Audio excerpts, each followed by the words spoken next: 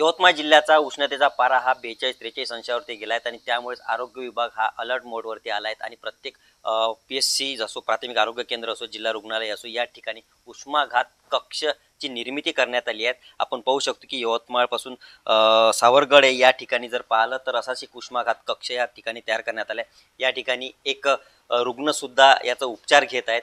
या ठिकाणी जर पाहिलं तर कूलरची व्यवस्था, औषधी साठा आणि सर्व या ठिकाणी उपलब्ध करून देण्यात आला आहे। आपल्यासोबत या संपूर्ण संदर्भाने बोलण्यासाठी आहेत वैद्यकीय अधिकारी।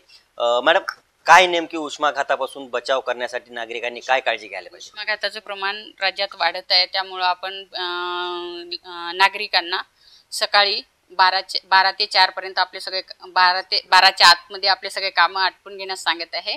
सुती कपडे घातले पाहिजे, पायात चप्पल असली पाहिजे, डोक्याला फेटा, बाहेर फिरते वेळेस पाण्याची बॉटल सोबत असली पाहिजे। होता होईपर्यंत उन्हामध्ये कोणीही नागरिकांनी निघू नये असं आवाहन आम्ही आरोग्य विभागामार्फत करत आहे। या ठिकाणी काय सुविधा उपलब्ध करून देण्यात आल्या? आमच्याकडे कूलर आहे, सगळं मेडिसिन वगैरे आहे, IV आहेत, ORS आहे, सर्व आहे। निश्चितच जर पाहिलं तर उष्णतेचा पारा वाढत आहे आणि त्यामुळेच उष्माघातासारखे प्रकार घडू नये त्यासाठी आरोग्य यंत्रणा अलर्ट झाली आहेत आणि प्रत्येक ठिकाणी या ठिकाणी जर पाहिलं तर एक कक्ष निर्माण करण्यात आला आहे आणि या ठिकाणी रुग्णांवरती उपचार करण्यात येत आहेत।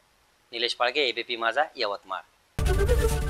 ABP माझा, उघडा डोळे बघा नीट।